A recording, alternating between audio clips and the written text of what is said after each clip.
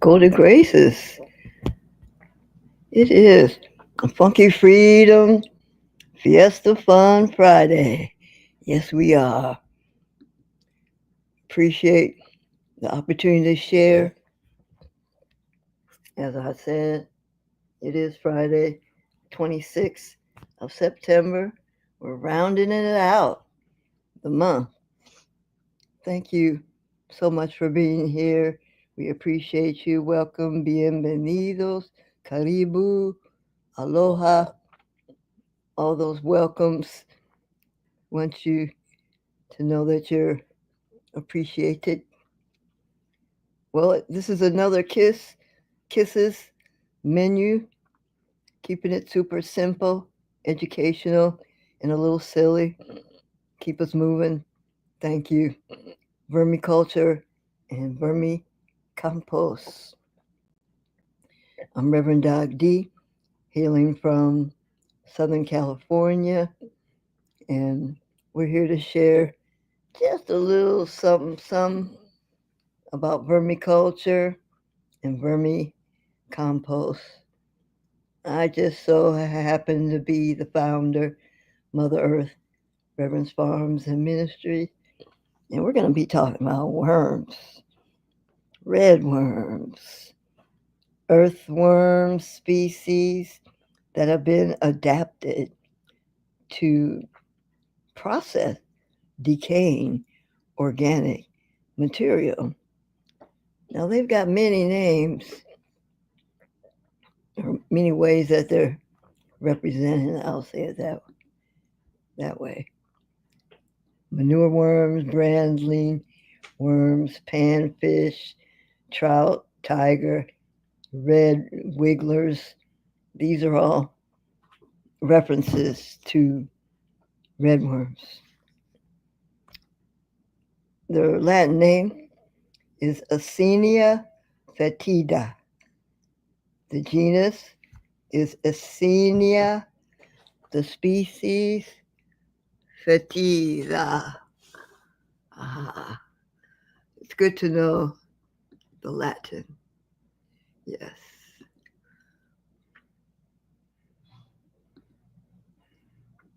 Okay, so what is vermiculture? Vermiculture refers to utilizing worms.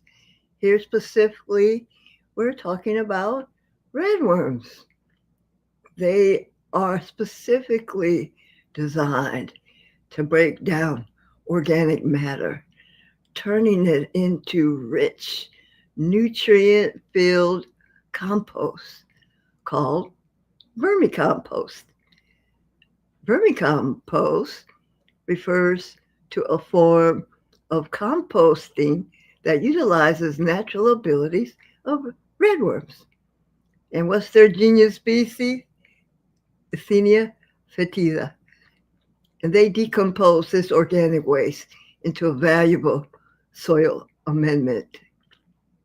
Amendment just means they can be added to the soil.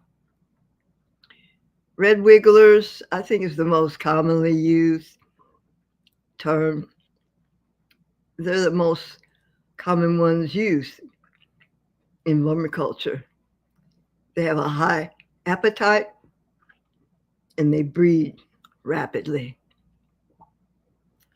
So the advantages to using vermiculture is to reduce food waste, improve the health of your soil, and it actually enriches plant growth in your soil garden. They are native to Europe, and I like this slide in the upper right. They're all cleaned off. You can see the segments of their bodies. They're reddish brown in color, and you can see the small rings around its body. You may not be able to see, though, it's got a little bit of a yellow tail there. It's called setae bristles on each segment. You can't really see them in this image here, but the bristles allow movement and the gripping of nearby surfaces. And the segments allow movement as well with the stretching and contracting. That's how they move.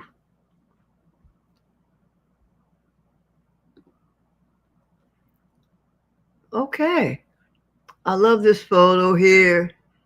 It shows a young person getting their little enterprise together, and he's very focused. He's got 1, 2, 3, 4, 5, 6, 7, 8 buckets here, and he's doing it.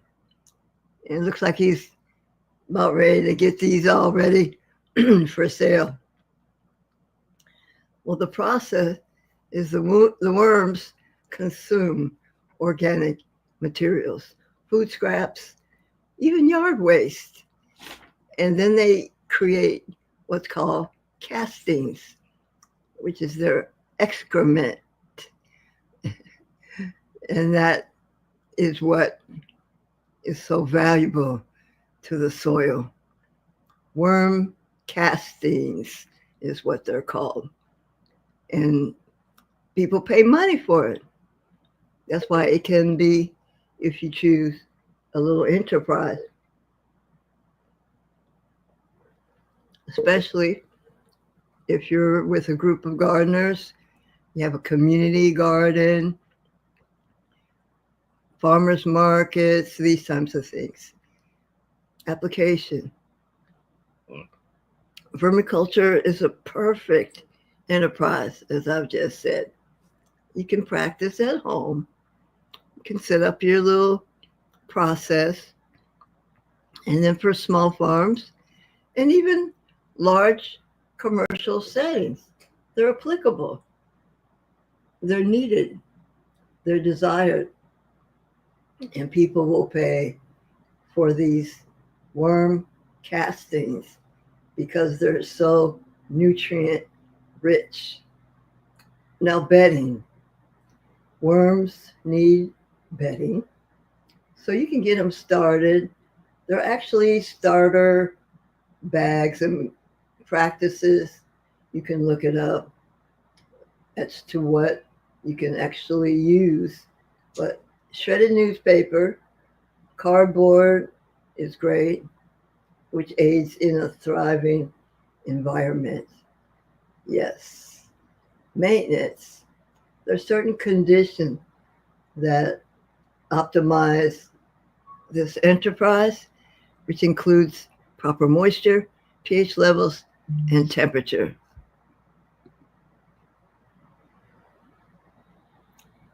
So here we are. What do I like about this image? You can see how dark the compost is.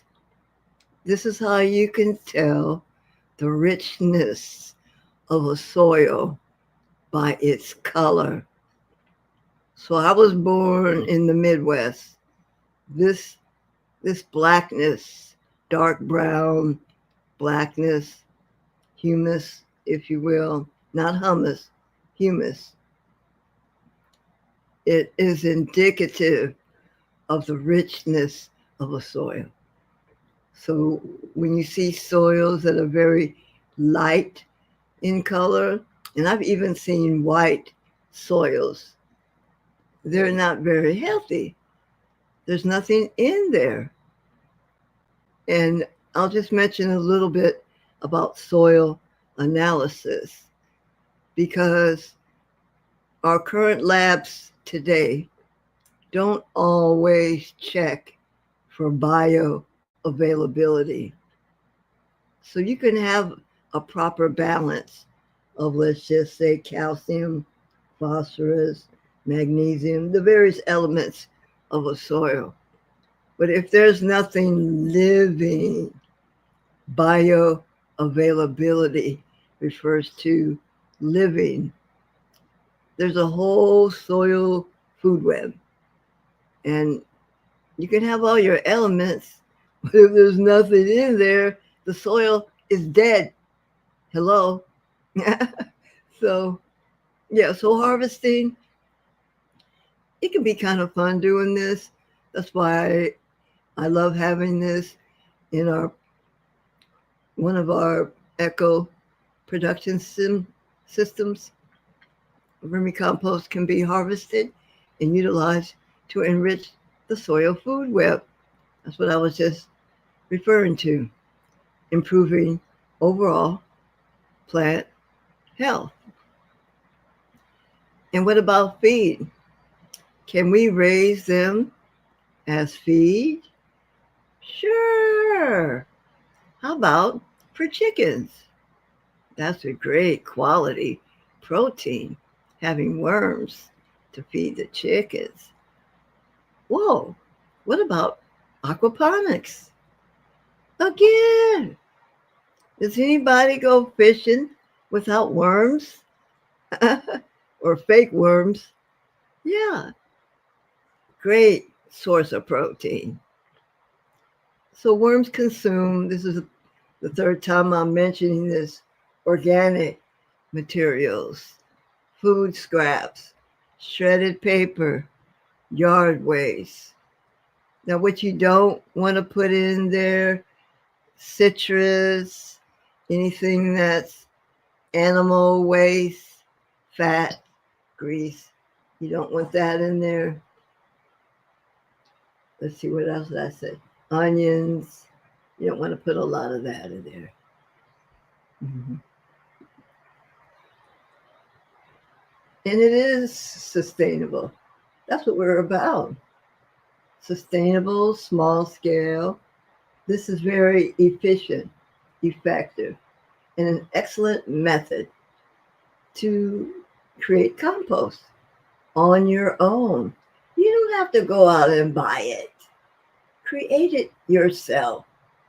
It optimizes soils by harnessing the ecosystem, the ecological system of resources that are available. Redworms are a key component of the soil food web. And I love this diagram here showing the soil food web.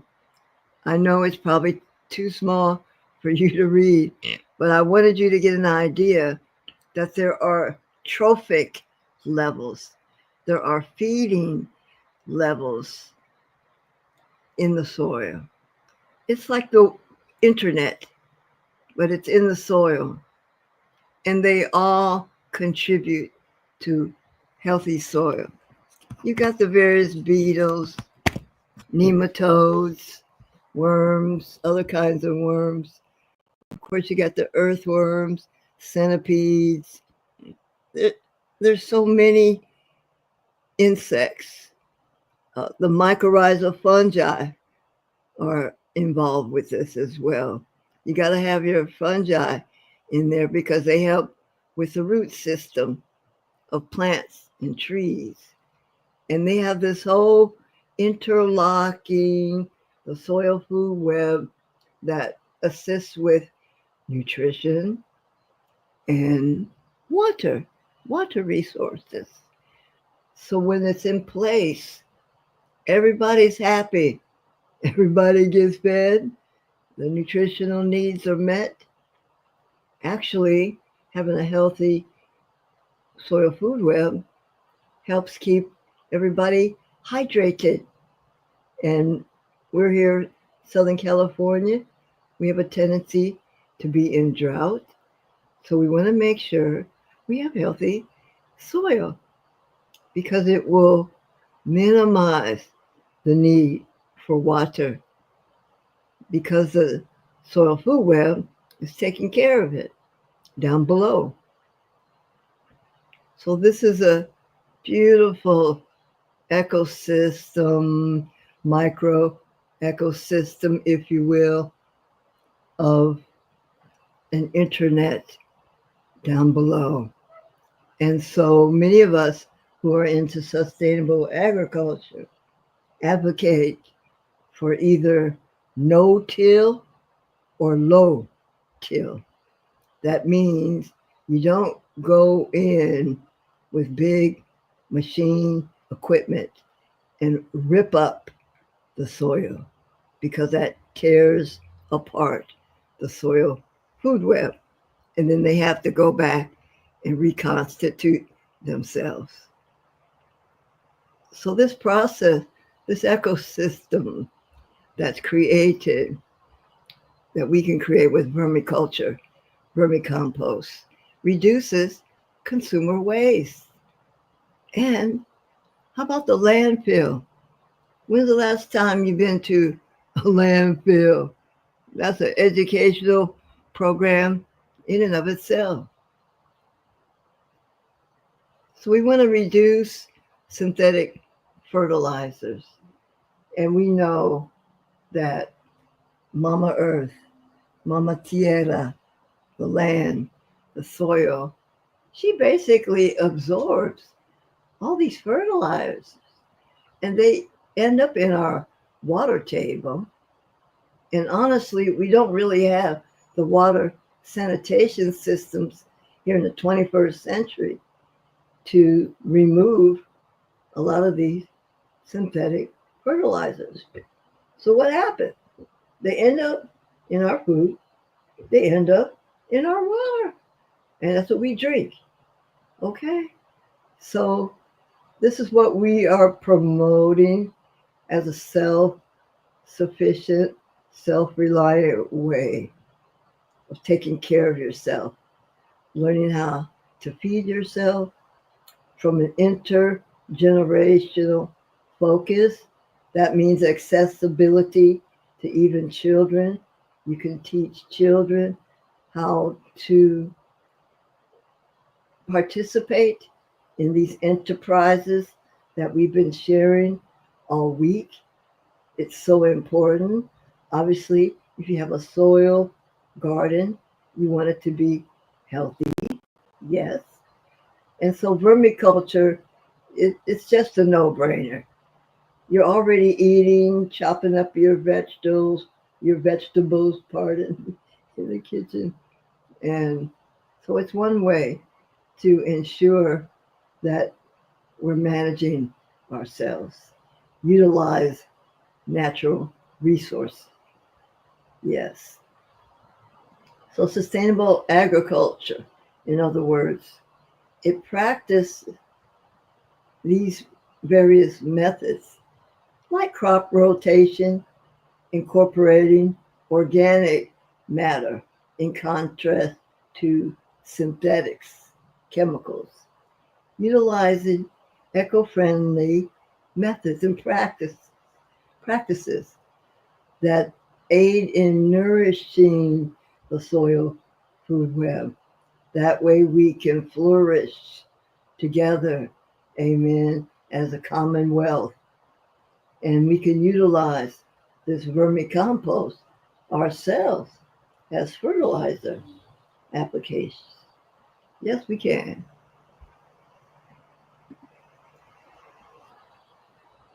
Well, I'm going to end it up here with a little visual of a vermicomposting setup. I think you can buy these. It's really fancy. It has a cover, air vents. You can make even worm tea, with adding some water, and there's drainage holes so you don't drown the worms. And some of that fertilizer tea, worm tea, people buy that as well. It's a liquid that you're making, and it shows you where you can put your scraps. It's a nice setup, if you will. So we're very appreciative to have been invited to the Orange County Farm Supplies Harvest Festival. We'll actually be there tomorrow, which is Saturday, 27th of September from 10 to 2. They've got activities taking place, speakers, games, crafters, raffles. So we'd love to see you there. Virtual and site consultations are available. You can reach out to us, Hemp at Green Pastures AgriVillages.com. That's our phone number. And we'd love to connect with you on a case-by-case basis, and we can assist in getting you started. Thank you so very much. May we continue to be guided, gifted, and governed by Spirit. May we continue to uplift one another in this commonwealth here domestically in the United States and even on a global stage. We want to spread the love, spread the light of the things that we can do to be self-reliant, feeding ourselves in a healthy manner. And so it is. Ashe, Shalom, Amen.